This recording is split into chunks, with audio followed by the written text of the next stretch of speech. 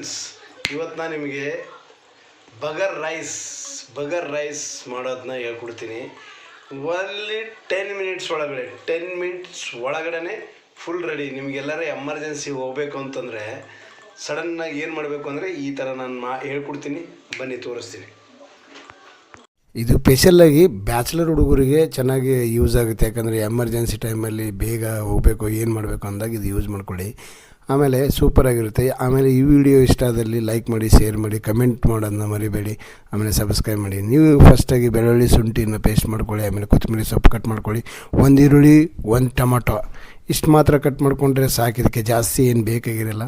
ಆಮೇಲೆ ಎಣ್ಣೆ ಬಿಸಿ ಮಾಡಿ ಒಂದು ಪಾತ್ರೆಯಲ್ಲಿ, ಆಮೇಲೆ ಜೀರಿಗೆ ಸಾಸಿವೆ ಹಾಕಿದ್ಮೇಲೆ ಆಮೇಲೆ ಶುಂಠಿ ಬೆಳ್ಳುಳ್ಳಿ ಪೇಸ್ಟ್ ಮಾಡ್ಕೊಂಡಿಟ್ಟಿರ್ತೀವಲ್ಲ, ಶುಂಠಿ ಬೆಳ್ಳುಳ್ಳಿ ಪೇಸ್ಟ್ ಮಾಡ್ಕೊಳ್ಳಿ.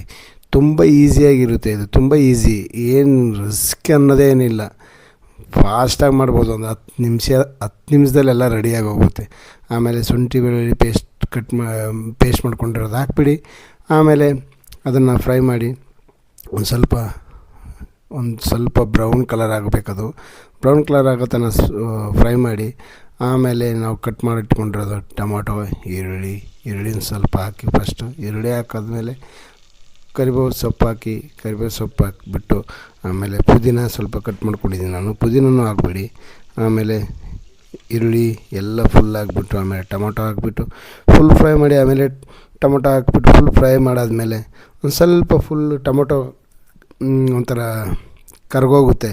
ಆ ಕರ್ಗೋಗೋದ್ಮೇಲೆ ನೀವು ಖಾರ ಒಂದು ಸ್ವಲ್ಪ ಹಾಕ್ಕೊಳ್ಳಿ. 1 ಸ್ಪೂನ್ ಹಾಕ್ಕೊಂಡಿದ್ದೀನಿ. ನೀವು ರುಚಿಗೆ ತಕ್ಕಂತೆ. ನಾನು 1.5 ಗ್ಲಾಸ್ ಮಾತ್ರ ಅಕ್ಕಿ ಹಾಕಿದ್ದೀನಿ. ಅದು ರೇಷನ್ ಅಕ್ಕಿಯಲ್ಲೇ ಮಾಡ್ತಾಯಿದ್ದೀನಿ. ಸೂಪರಾಗಿರುತ್ತೆ ನೋಡಿ, ಯೂಸ್ ಮಾಡಿ ಮನೇಲಿ. ನೀವು ಒಂದು ಸಲ ಟ್ರೈ ಮಾಡಿ. ಆಮೇಲೆ ಟ್ರೈ ಮಾಡಿ ಚೆನ್ನಾಗಿದ್ದರೆ ಕಮೆಂಟ್ ಮಾಡಿ ಹೇಳಿ ನನಗೆ. ಒಂದು ಸ್ವಲ್ಪ ಉಪ್ಪು ಹಾಕ್ಕೊಳ್ಳಿ. ಆಮೇಲೆ ನೀರು ಹಾಕ್ಕೊಂಡು 1.5 ಗ್ಲಾಸಿಗೆ ಎಷ್ಟು ಬೇಕು ನೀರು ನಾನು ಅಂದಾಜು ಮೇಲೆ ಹಾಕ್ತೀನಿ, ಅಳತೆ ಮಾಡಿಲ್ಲ. ಒಂದು ಸ್ವಲ್ಪ ಬಿಸಿಯಾಗುತ್ತೆ ನೀರೆಲ್ಲ ಫುಲ್ ಹೆಸರು ಬಂದು ಒಂದು ಸ್ವಲ್ಪ ಮುಚ್ಚಿಬಿಡಿ. ನೀರು ಫುಲ್ ಬಿಸಿಯಾಗಿ ಉಕ್ತಾಯಿದ್ರೆ ಆಮೇಲೆ ನಾವು ತೊಳೆದಿಟ್ಕೊಂಡಿರೋ ರೈಸ್ನ ಹಾಕ್ಬಿಡಿ. ನಾನು 1.5 ಗ್ಲಾಸ್ ಅಕ್ಕಿ ಅಷ್ಟೇ, ನಾವು 3 ಜನ ಇದ್ದೀವಿ. 1.5 ಗ್ಲಾಸ್ ಅಕ್ಕಿ ಹಾಕಿದ್ದೀನಿ. ನೀರು ಹೆಸರು ಬಂತು.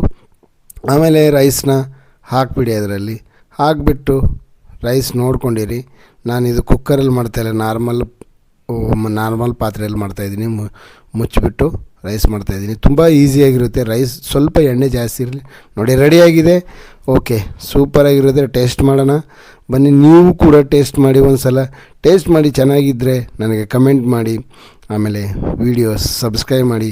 Okay, bye friends. Bell icon ಗಂಟೆ ಹೊಡೀರಿ. ಸರಿ, ಬಾಯ್. ಜೈ ಹಿಂದ್.